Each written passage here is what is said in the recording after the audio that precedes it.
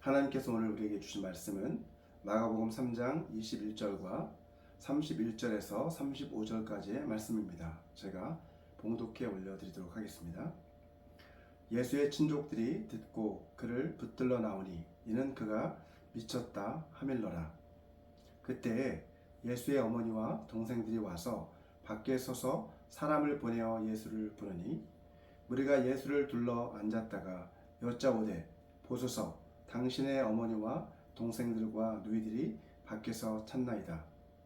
대답하시되 누가 내 어머니이며 동생들이냐 하시고 둘러 앉은 자들을 보시며 이르시되 내 어머니와 내 동생들을 보라.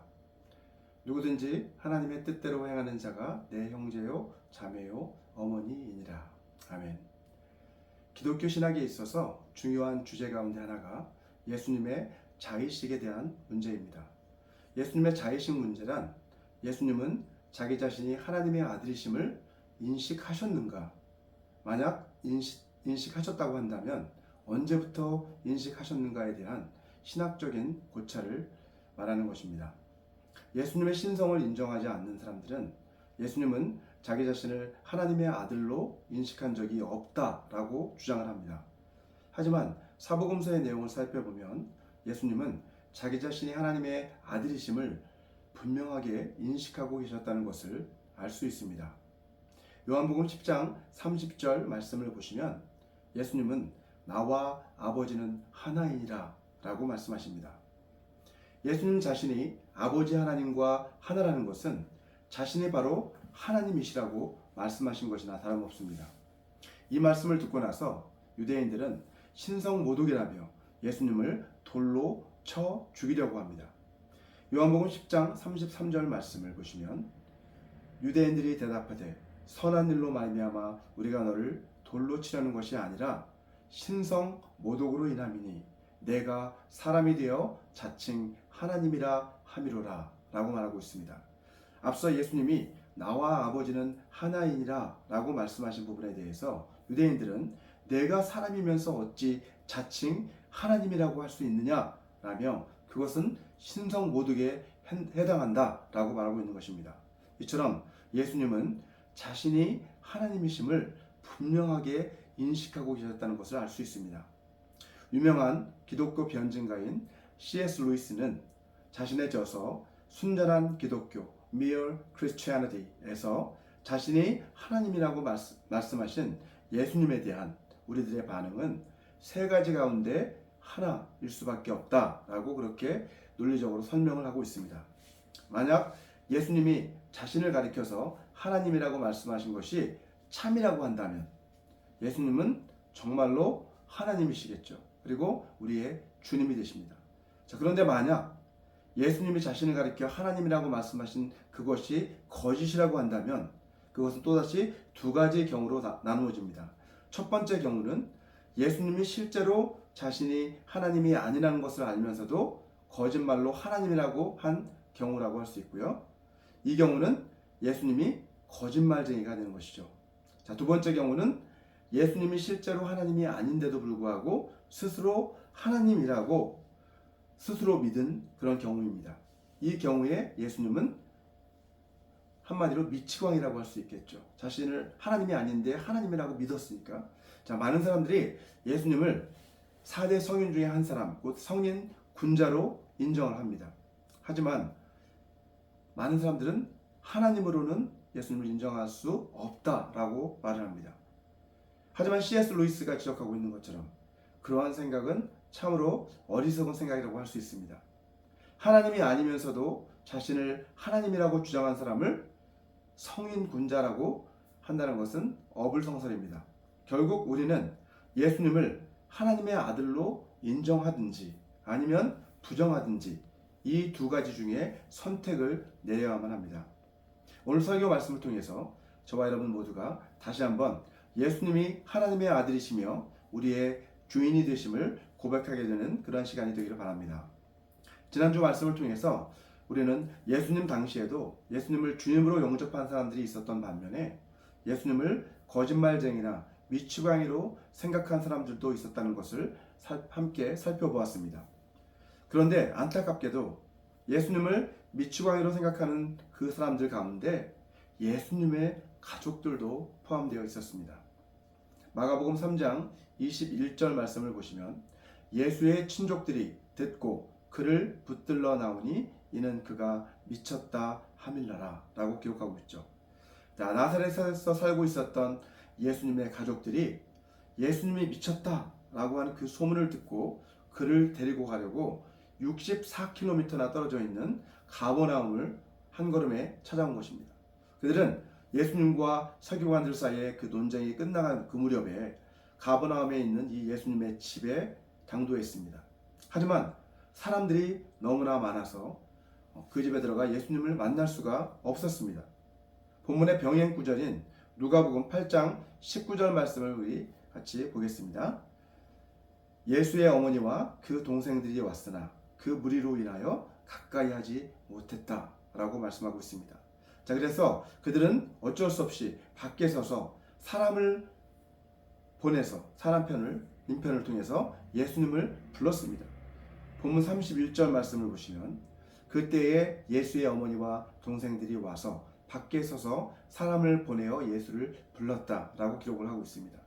예수님의 어머니 마리아와 함께 예수님을 찾아왔던 동생들, 자, 어머니와 동생들이라고 하고 있는데요. 그 동생들은 누구를 말하는 걸까요? 그들은 바로 예수님의 육신의 아버지인 요셉과 마리아 사이에서 태어났던 이복 형제들을 말하는 것입니다. 예수님의 이복 형제들이죠. 자, 마가복음 6장 3절 말씀을 보시면 이렇게 기록하고 있습니다. 이 사람이 마리아의 아들 목수가 아니냐? 야고보와 요셉과 유다와 시몬의 형제가 아니냐? 그 누이들이 우리와 함께 여기 있지 아니하냐 하고 예수를 배척한지라. 자, 이 구절은 예수님이 나사렛에 가셨을 때 그들이 예수님을 배척하며 한 말인데요. 자, 이 구절을 통해서 예수님의 이복 형제들의 이름이 야고보, 그리고 요셉, 유다, 시몬이라는 것을 알 수 있습니다. 뿐만 아니라 이복 형제들, 이 half brothers 말고 이복 누이들, half sisters도 있었다는 것을 우리는 확인할 수 있습니다. 오늘 본문 32절을 보시면 이복 누이들 역시 이 어머니와 함께 어머니 마리아와 함께 가버나움에서 지금 예수님을 찾아왔다는 것을 알 수 있죠. 예수님이 미쳤다는 소문을 듣고 그를 데려가기 위해서 60km가 넘는 그 거리를 가족 전체가 함께 찾아왔던 것을 볼 때 그 가족들이 예수님을 얼마나 많이 걱정했는지 우리는 알 수 있습니다. 자, 집안에서 사람들에게 말씀을 가르치고 계셨던 예수님께서는 당신의 어머니와 그 남동생들 그리고 여동생들이 찾아왔다는 그 전가를 받으셨죠. 자, 그리고 어떤 반응을 보이셨습니까? 예수님께서는 가족들을 만날 생각은 하지 않으시고 뜬금없이 사람들에게 이상한 질문을 하나 던지십니다. 본문 33절을 보시면 대답하시되 누가 내 어머니이며 동생들이냐? 라고 이렇게 질문을 하십니다. 예수님은 누가 내 어머니며 동생들이냐 하고 묻고 계시는데요. 주님께서는 가족들이 무엇 때문에 자신을 찾아왔는지 이미 잘 알고 계셨습니다. 육신의 가족들은 예수님의 사역을 방해하기 위해 찾아왔지만 주님은 오히려 그것을 기회로 삼아 제자들에게 영적인 가족의 의미가 무엇인지를 가르쳐 주시기 위해 지금 이렇게 질문을 던지고 계신 것이죠. 자, 그리고 본문 34절 말씀을 보시면 예수님께서는 둘러앉은 자들을 향해서 그들이 바로 자신의 어머니요 동생들이다 라고 그렇게 말씀을 하십니다. 지금 예수님께서는 육신의 가족 관계를 부정하거나 혹은 비하하고 계신 것이 절대로 아닙니다. 예수님께서는 어려서부터 아주 어렸을 때부터 시작해서 마지막 십자가에서 마지막 숨을 거두시기 직전까지 육신의 가족 관계에 아주 충실한 삶을 살아가셨습니다. 누가는 예수님의 어린 시절을 다음과 같은 한 문장으로 집약해서 표현하고 있습니다. 누가복음 2장 51절 말씀을 한번 읽어보겠습니다. 예수께서 함께 내려가사 나사렛에 이르러 순종하여 받드시더라. 그 어머니는 이 모든 말을 마음에 두니라 라고 기록합니다. 이처럼 어린 시절에 예수님의 모습은 그 부모님에게 아주 순종하여 받드시는 그러한 모습이었다는 것을 알 수 있죠. 또한 예수님께서는 마지막 십자가에 못 박혀 돌아가시기 직전에 사랑하는 제자인 사도 요한에게 자신의 육신의 어머니인 마리아를 자신을 대신해서 잘 모셔달라고 하는 그러한 유언을 그에게 남기십니다. 요한복음 19장 26절과 27절 말씀입니다. 예수께서 자기의 어머니와 사랑하시는 제자가 곁에 서 있는 것을 보시고 자기 어머니께 말씀하시되 여자여 보소서 아들이니이다 하시고 또 그 제자에게 이르시되 보라 내 어머니라 하신데 그때부터 그 제자가 자기 집에 모시니라 라고 기록하고 있습니다. 마지막 그 순간까지 예수님은 자신의 육신의 어머니인 마리아를 그렇게 보살피려고 또 자기 제자에게 이렇게 부탁하는 모습을 볼 수 있죠. 자, 예수님께서는 지금 육신의 가족이 아니라 믿음을 통해서 맺어지는 영적인 가족에 대해서 지금 말씀하고 계신 것입니다. 오늘 본문 35절 말씀을 보시면 이렇게 말씀합니다. 누구든지 하나님의 뜻대로 행하는 자가 내 형제요 자매요 어머니라 라고 말씀하십니다. 의심할 여지 없이 예수님은 육신의 가족들을 사랑하셨지만 그보다도 하나님 아버지와의 영적 관계를 더 중요하게 생각하신 것입니다. 여러분, 이것은 우리의 삶에 있어서도 마찬가지입니다. 우리는 육신의 가족들을 사랑하고 돌봐야 할 책임이 있습니다. 하지만 때로는 가족과 하나님 이 둘 사이에서 선택을 해야 할 때가 있습니다. 이 선택의 순간에 우리 믿는 자들은 하나님을 선택해야 한다는 것이죠. 마태복음 10장 37절을 보시면 이렇게 기록합니다. 아버지나 어머니를 나보다 더 사랑하는 자는 내게 합당하지 아니하고 아들이나 딸을 나보다 더 사랑하는 자도 내게 합당하지 아니하며 라고 말씀합니다. 여러분은 하나님과 가족 중에서 어느 쪽을 더 우선순위에 놓고 계신가요? 하나님입니까? 아니면 가족입니까? 물론 하나님께서는 우리에게 가족을 사랑하고 그들에 대한 책임을 다해야 한다라고 성경을 통해 명령하고 계십니다. 하지만 예수님께서는 하나님보다 가족을 더 사랑해서는 안 된다라고 말씀하고 계십니다. 이것은 가족을 깨뜨리거나 또는 그것이 중요하지 않다라고 말씀하고 계시는 게 절대 아닙니다. 이 말을 우리는 오해해서는 안 되죠. 하나님에 대한 사랑이 가족에 대한 사랑보다 더 우선한다는 뜻입니다. 가족들에 대한 사랑은 하나님에 대한 그 사랑의 바탕 위에서 그 토대 위에서 하나님에 대한 사랑을 위해서 가족에 대한 사랑이 이루어져야 한다라고 하는 말씀을 하고 계신 것입니다. 하나님을 진정으로 사랑하게 될 때 우리는 비로소 가족들도 온전히 사랑할 수 있게 된다는 것입니다. 육신의 가족이 피로 맺어진 관계인 것처럼 영적인 가족도 예수의 피로 맺어진 그러한 관계입니다. 출생을 통해서 우리가 육신의 가족의 일원이 되지 않습니까? 이와 마찬가지로 우리가 영적인 가족, 교회, 하나님의 가족, 그 가족의 일원이 되기 위해서는 거듭남을 통해서 그 거듭남이라고 하는 과정을 통해서 우리는 하나님의 가족의 일원으로 들어갈 수 있게 되는 것이죠. 육신의 가족이 서로 사랑하고 서로 섬기고 서로 돌보는 것처럼 영적인 가족 역시 주님 안에서 서로 사랑하고 서로 섬기고 서로 돌봐야 할 책임이 서로에게 있습니다. 육신의 가족은 이 땅에 속한 아버지가 가장이잖아요.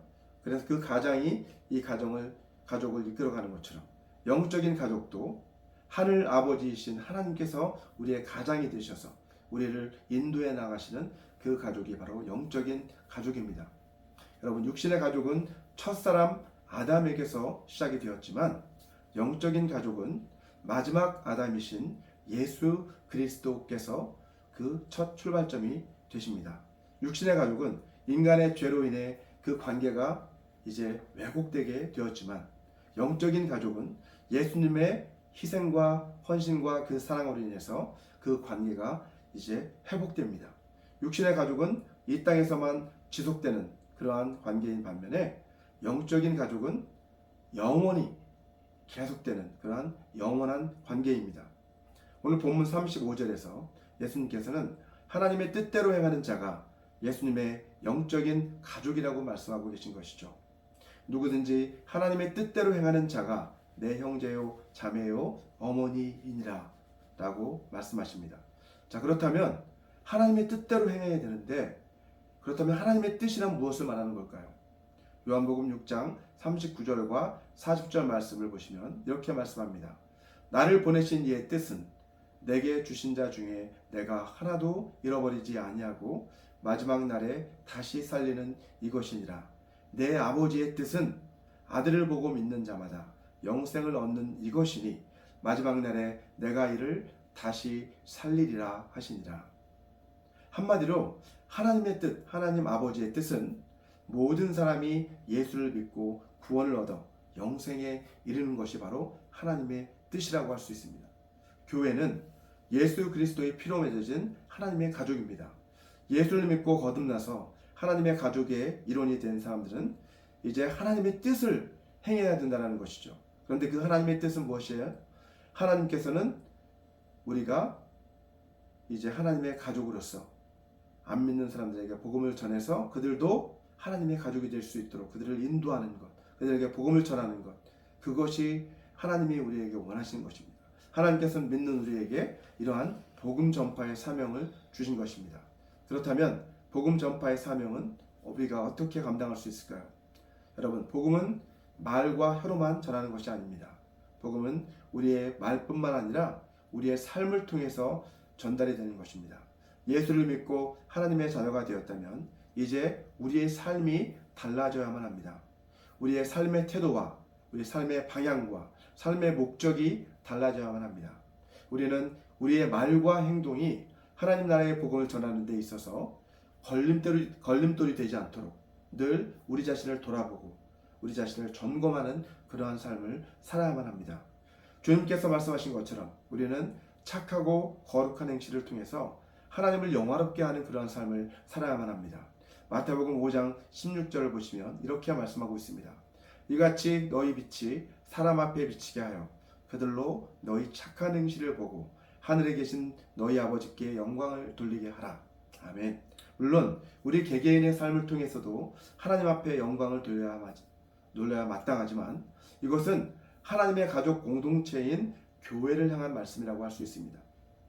사도행전 2장 44절에서 46절까지의 말씀을 보시면 믿는 사람이 다 함께 있어 모든 물건을 서로 통용하고 또 재산과 소유를 팔아 각 사람의 필요를 따라 나누어 주었다라고 말씀하고 있는데요. 이것은 하나님의 교회 공동체가 어떻게 서로를 섬기고 서로 사랑하는 삶을 살았는지를 잘 보여주고 있습니다. 46절에도 보시면 날마다 마음을 같이 했다.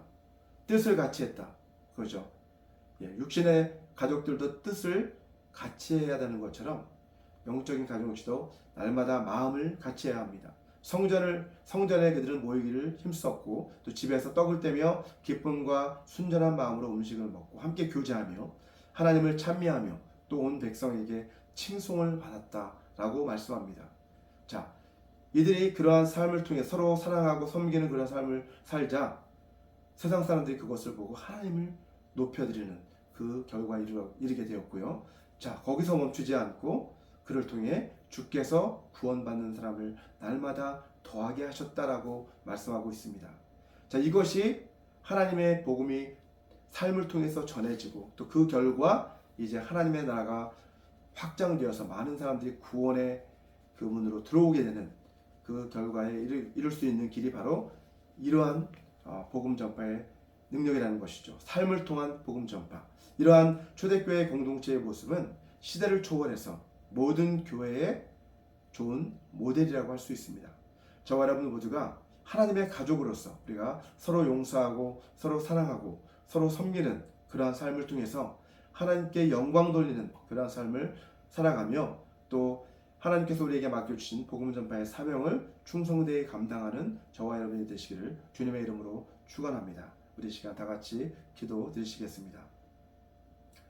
사랑하는 아버지 하나님, 우리 모두가 예수의 피로 맺어진 하나님의 가족임을 깨닫고 한 마음과 한 뜻으로 복음 전파의 사명을 감당할 수 있게 도와 주시옵소서. 하나님의 가족으로서 서로 용서하고 서로 사랑하고 서로 섬김으로 하나님 앞에 영광 돌리는 그런 삶을 살게 도와주시며, 우리가 깨어서 우리가 복음을 듣고 변화받은 것처럼 우리들도 우리가 받은 사명인 복음 전파의 사명을 날마다 감당함으로 하나님의 나라의 귀한 일꾼들로 쓰임받게 될 수 있도록 축복하여 주시옵소서. 감사하며 예수 그리스도의 이름으로 기도하였습니다. 아멘.